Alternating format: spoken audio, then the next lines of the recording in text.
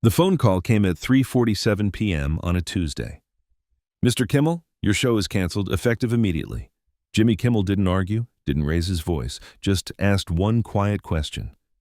"Do you know what happened to the last network executive who said those words to me?" The silence on the other end lasted exactly 12 seconds. Then the real conversation began. Welcome to the JK Stories. Before we begin this powerful story of power, arrogance, and justice, tell me in the comments, from which city are you watching this video today? And if you believe stories like this need to be heard, hit that subscribe button and help us keep these stories alive. Marcus Reed was the new shining star of the media world. 35 years old, Harvard MBA graduate, his suit always impeccable, his smile always calculated. He had been appointed programming director of network television 6 months ago and was being hailed as the company's future. He was eager to prove himself. Reed's office was on the 32nd floor, overlooking the city's panoramic view. His walls were filled with diplomas from prestigious universities and photographs with recognizable names. On his desk sat a book titled Success Stories, with colorful pen notes scribbled throughout the pages. That morning, he was sipping his coffee while reviewing the past 6 months' rating reports. Jimmy Kimmel's late-night show caught his eye. Last week it had dropped by 2%, just 1 week, but for Reed that was enough. He clicked his pen and called to his assistant, "Sarah, call Jimmy Kimmel." "I want a meeting." Sarah, an experienced assistant who had been with the company for 10 years, looked up at Reed. "Mr. Reed, maybe you should first look at the previous year's data." "Sarah," Reed interrupted, "I've been here 6 months and I know how to read numbers. 1 week of decline is unacceptable. I'm going to talk to Jimmy Kimmel." Sarah took a deep breath. "I understand, Mr. Reed. But there are some things you need to know about Jimmy Kimmel.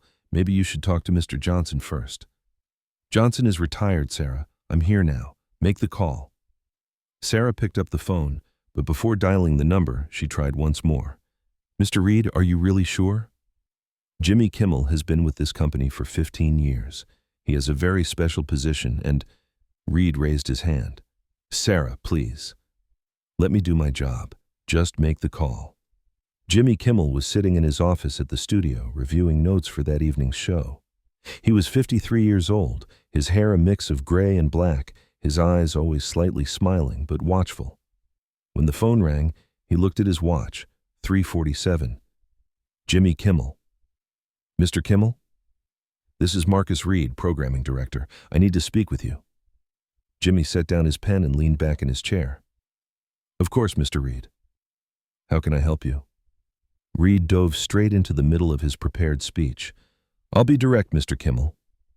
Your ratings dropped last week. If we can't align with the company's new vision, we have to make changes. Your show is canceled, effective immediately." There was silence on the phone line. Jimmy could hear Reed breathing.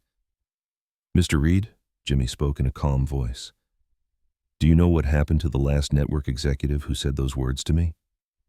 Reed was surprised. He hadn't expected this reaction. "What do you mean?" "I'm just curious. Have you ever heard this story before?" Reed stood confused on the phone. 12 seconds of complete silence. Then he gathered his confidence. "Mr. Kimmel, are you trying to threaten me? Because if so—" "Threaten?" Jimmy chuckled lightly. "No, Mr. Reed. I want to tell you a story. Do you have time to listen?" 3 years ago, Jimmy continued, we had a man at our company named Richard Kane, young like you, ambitious like you, confident like you. He was programming director. One day he called me, just like you, with exactly the same words. "Your show is canceled." Reed was listening, but his discomfort could be felt through the phone line. "Kane was a very smart man," Jimmy continued. "Harvard graduate just like you. He worked 16 hours a day, controlled every detail. His only problem was this: he didn't understand people. He could see numbers, but he couldn't see stories." "Mr. Kimmel, where's this conversation going?" "Be patient, Mr. Reed." The day after Kane called me, he was sitting in his office. There was a knock on his door. 5 people entered.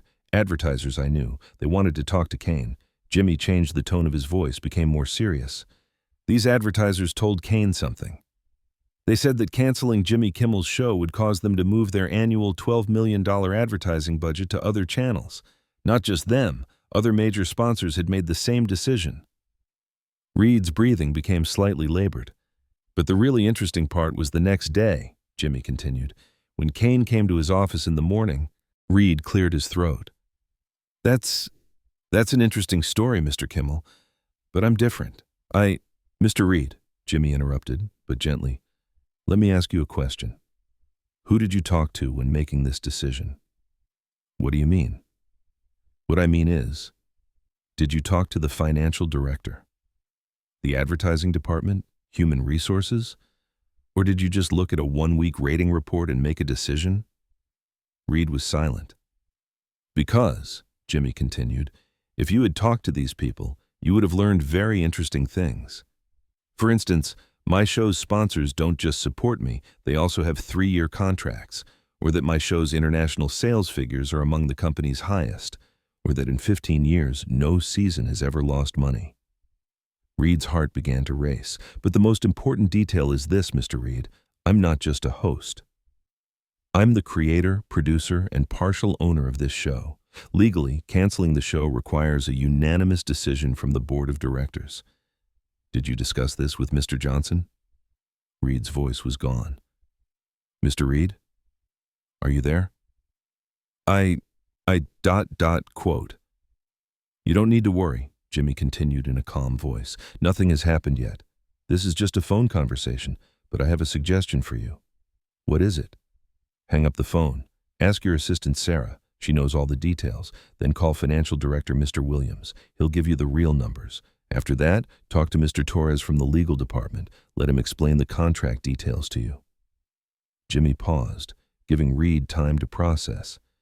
After you get this information, if you still want to cancel my show, come and let's talk face to face. But Mr. Reed, honest advice. I've spent 15 years in this industry. People who don't brag when they're right and quickly step back when they're wrong survive. Arrogance is the biggest enemy in this business.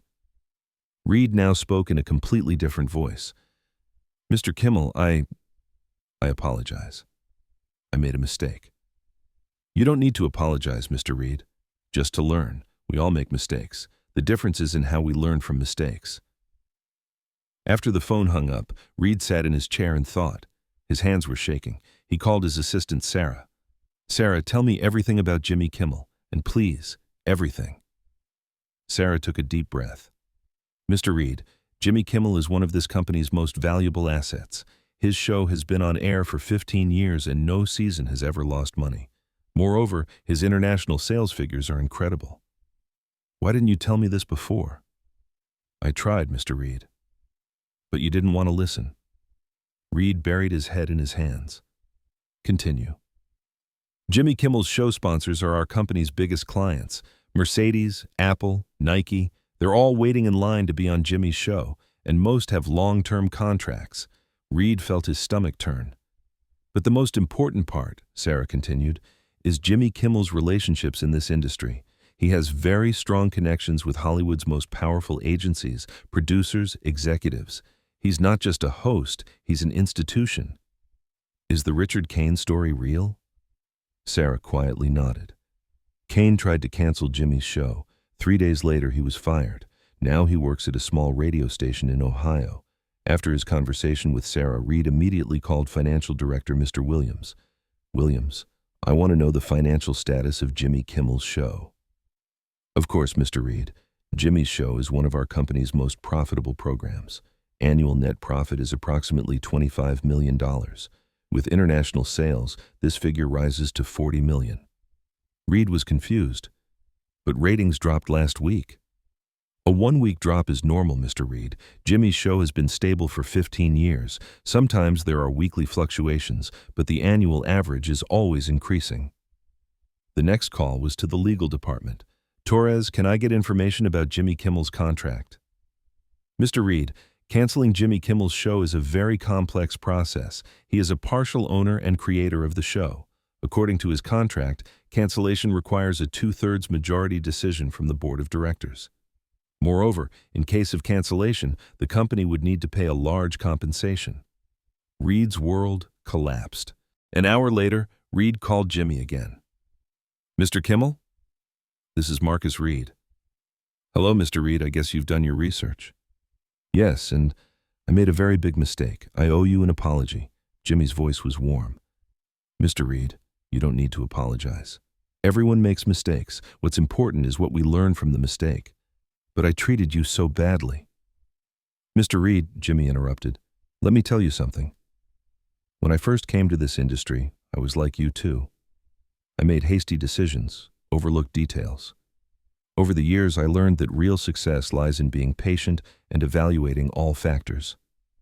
Reed felt relieved. I have a suggestion for you, Jimmy continued. If you have time tomorrow afternoon, come to the studio. Let me show you how our operation works. Maybe we can do better things together. That's a very kind offer, Mr. Kimmel. I accept. The next day, Reed went to Jimmy's studio. The studio was much bigger and more professional than expected. Jimmy welcomed him. They shook hands with smiles. Welcome, Mr. Reed. Let me show you around. A 20-person team was working in the studio. Writers, producers, technical crew, everyone was doing their job seriously. Mr. Reed, Jimmy began speaking after seating him in a chair. I'm not angry with you, because I experienced the same situation. Really?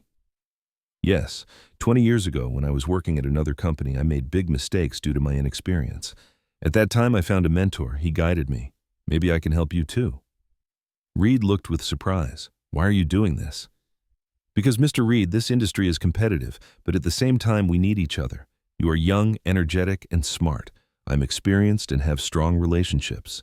If we work together, we both win. In the following months, Reed and Jimmy began working together. While Reed learned from Jimmy's experience, Jimmy also benefited from Reed's fresh perspective. 6 months later, thanks to the new format Reed suggested, Jimmy's show's ratings increased by 20%. Reed received great appreciation within the company. One day, while Reed was sitting in Jimmy's office, he asked, Mr. Kimmel, why did you warn me in that first phone conversation? You could have complained directly and ended my job. Jimmy smiled. Mr. Reed, taking revenge is easy. But developing a person, adding value to them, is much more meaningful. You are a person with high potential. You just needed guidance. Reed nodded. I learned so much thanks to your approach. And I learned from you too, Mr. Reed. Your energy and new ideas inspired me. Jimmy Kimmel never sought revenge. He never raised his voice, never threatened, never entered an ego war. He just stayed calm, shared the facts, and created a learning opportunity. Marcus Reed learned the most valuable lesson of his career after that phone conversation. Real power is not crushing people, but developing them. Sometimes telling a story is more effective than 1,000 words. Sometimes being patient is more powerful than anger.